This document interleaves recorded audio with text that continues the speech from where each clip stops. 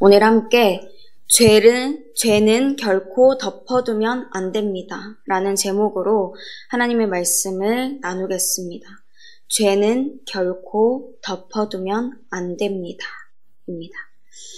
물건을 쓰고 나서 쓸모가 없어진 물건을 버리면 그것은 쓰레기가 됩니다. 처음에는 좋은 것이었지만 쓰다 보니 고장이 나고 오래되어서 버리는 거죠. 이런 쓰레기를 버리기 싫다고 그냥 이대로가 좋다고 하면서 집안에 계속 두게 되면 집안은 점점 좁아질 뿐만 아니라 악취가 나게 됩니다. 벌레도 꼬이게 되죠. 그리고 그 쓰레기가 넘쳐서 집 밖으로까지 나오게 되면 나중에는 그의 이웃들도 그 집에 쓰레기가 있다는 사실을 알게 됩니다. 그뿐만 아니라 이웃들까지도 함께 이 쌓이는 쓰레기 때문에 피해를 당하게 되죠.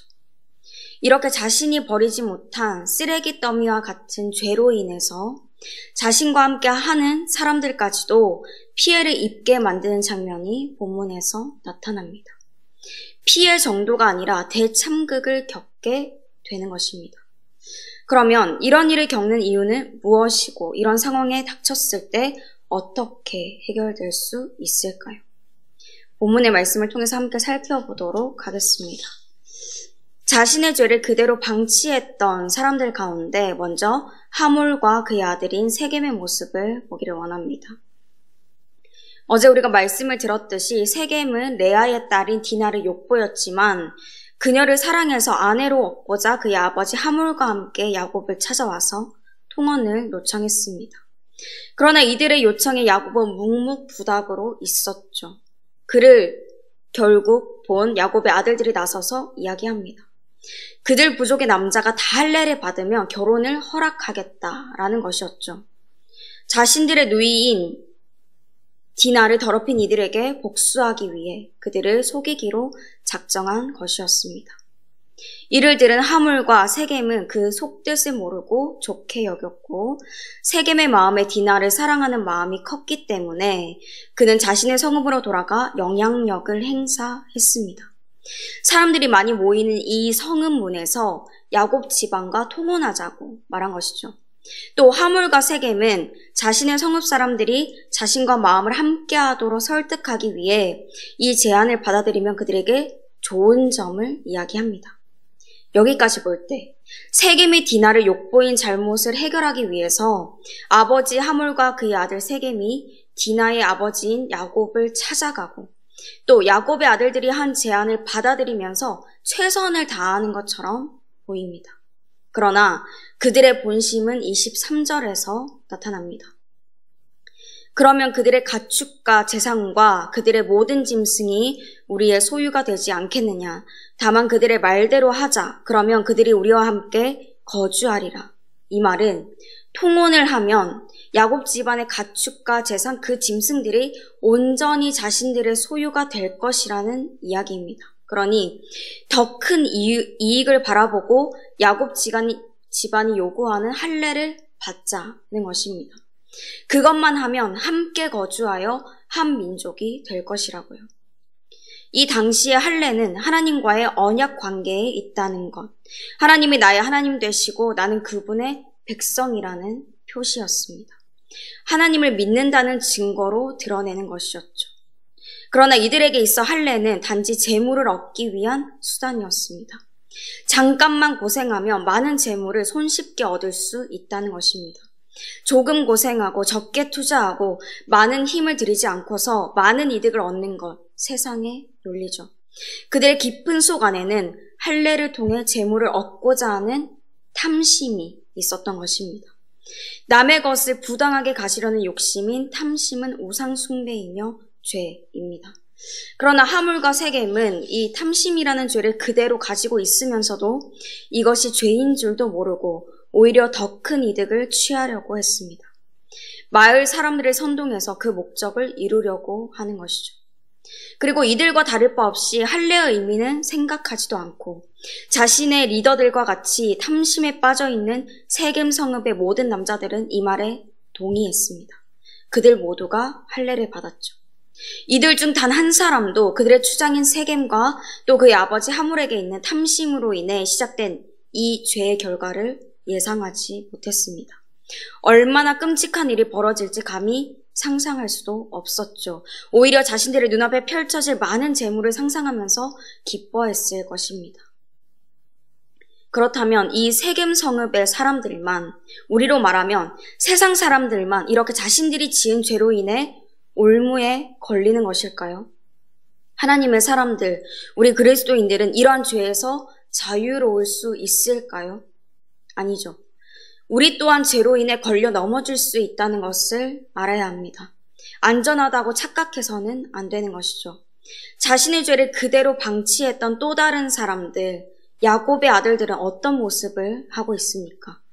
그들은 이방인들을 속임으로 하나님의 언약의 증표인 할례를 그들이 가볍게 여기도록 만들었을 뿐만 아니라 이제는 이방인들과 별반 다르지 않은 모습을 하고 있습니다. 할례를 기회로 삼아서 자신들의 혈기대로 마음 가는 대로 복수하고 있는 것입니다. 야곱의 아들 가운데 두 아들인 바로 디나의 오빠 시므온과 레위는 할례를 행한 세겜 사람들이 가장 고통스러워하고 있을 이 3일째 되는 날에 칼을 가지고 성읍을 기습합니다. 하물과 세겜은 물론 모든 남자를 죽였죠. 끔찍한 대학살을 저질렀습니다. 그리고 그들의 누이인 디나를 데려옵니다. 그런데 이것으로 끝나지 않고 다른 야곱의 아들들도 이 성읍에 왔습니다. 이미 시므온과 레위가 잔인하게 휩쓴 이곳을 노략하기 위해서입니다. 양, 소, 나귀들 그리고 성읍과 들과 집 속의 모든 물건과 재물을 빼앗은 것은 물론 그들의 자녀와 아내들까지도 사로잡았죠. 이들이 이렇게 한 이유를 27절 하반절에서 이렇게 말씀합니다. 이는 그들이 그들의 누이를 더럽힌 까닭이라. 그런데 과연 이 한 가지 이유가 정말 시므온과 레위 그리고 다른 야곱의 아들들이 세겜 성읍의 남자들을 몰살시키고 그들의 모든 재물을 빼앗고 자녀와 아내들을 사로잡은 행동의 이유로 정당한 것이었을까요? 하나님의 말씀에 맞는 행동이었을까요? 세겜이 디나에게 한 범죄는 물론 심각한 것이었지만 야곱과 그 야곱의 아들들의 행동은 하나님의 뜻을 한참 앞서 나가는 것이었습니다. 하나님이 그들을 넘겨줄 것이니 치라고 하셔서 그들의 재물을 주겠다고 약속하셔서 한 게 아니었죠. 그 원수 갚는 것을 하나님께 맡기지 못하고 자신들의 혈기로 복수한 것이고 그들의 탐심으로 한 것이었습니다. 그들의 복수의 대상으로 삼은 이들의 죄악과 같은 죄악이 자신들 안에도 있었던 것이었죠. 이 일의 결과로 후에 시므온과 레위는 아버지 야곱이 유언을 할 때 저주와 같은 예언을 받게 됩니다. 창세기 49장 5절에서 7절에서 말씀하죠. 시몬과 레위는 형제요 그들의 칼은 폭력의 도구로다. 내 호나 그들의 모의에 상관하지 말지어다. 내 영광아 그들의 집회에 참여하지 말지어다. 그들이 그들의 분노대로 사람을 죽이고 그들의 혈기대로 소의 발목, 힘줄을 끊었음이로다. 그 노여움이 혹독하니 저주를 받을 것이요 분기가 맹렬하니 저주를 받을 것이라. 내가 그들을 야곱 중에서 나누며 이스라엘 중에서 흩으리로다. 이러한 야곱의 예언은 단순히 아들들을 향한 아버지의 바람이 아니라 하나님의 영감으로 주어진 미래에 대한 예언이었습니다. 그러니 이들이 행한 것이 결코 하나님의 뜻에 맞지 않았다는 것이고 저주를 받을 만한 일이었다는 것입니다. 이 예언대로 어제 우리가 말씀을 들은 바와 같이 시므온의 후손들인 시므온 지파는 바알볼 사건으로 절반 이상의 인구가 격감하게 됩니다. 그리고 유다 지파에 흡수되어 사실상 사라지는 것 같이 되죠. 레위의 후손들은 가나안 땅에서 분배를 받을 때 단 한 평의 땅도 받지 못하게 되는 것은 물론 이후에는 뿔뿔이 흩어지게 되었습니다. 이렇듯 하나님을 믿는 사람들이라고 할지라도 자신들의 혈기와 탐심을 그대로 방치할 때 축복의 반열에서 벗어나게 되는 결과를 맞게 됩니다. 그러므로 우리에게도 이런 죄된 모습이 여전히 있을 수 있다는 것을 인정해야 합니다. 또 다른 사람들의 죄악만을 보고 정죄할 것이 아니라 내 안에 나조차도 인식하지 못하고 있던 숨겨진 죄는 없는지, 하나님의 뜻에 맞지 않는 그 생각과 마음을 가지고 있지는 않은지 날마다 하나님 앞에서 내 모습을 비춰볼 수 있어야 합니다. 죄의 문제에서 자유로울 수 있는 사람은 누구도 없습니다. 예외가 없죠. 베델에서 하나님을 만나고 브니엘에서 하나님을 직접적으로 체험했던 야곱도 그 수많은 하나님의 도우심을 받았던 야곱조차도 죄에서 자유로울 수 없었습니다. 자신의 죄를 깨닫지 못하고 그대로 방치했죠. 그럼 야곱은 어떤 죄를 지었나요? 창세기 33장 18절 말씀입니다. 야곱이 밧단 아람에서부터 평안히 가나안 땅 세겜 성읍에 이르러 그 성읍 앞에 장막을 치고, 야곱은 자신을 세겜 성읍까지 평안하게 이르게 하신 하나님을 신뢰하여서 계속해서 베델로 올라가야 했지만 당장 자신의 눈앞에 보이는 세겜 땅이 좋아 보여서 그곳에 정착했습니다. 하나님이 자신의 삶의 기준이 아니라 또다시 자신이 기준이 되어버린 것이죠. 그리고 그 결과가 무엇입니까? 지금까지 일어난 모든 일입니다. 세겜이 디나를 욕보이고 자신의 아들들의 피해 복수를 한 이 모든 일에 야곱은 결코 책임을 회피할 수 없습니다.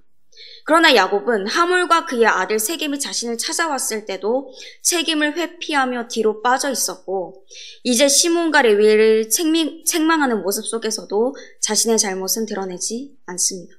오히려 이 순간에도 자신만이 기준이고 자신만을 생각하는 못난 모습을 보이고 있죠. 30절 말씀을 보면은 그러한 야곱의 생각이 잘 나타납니다.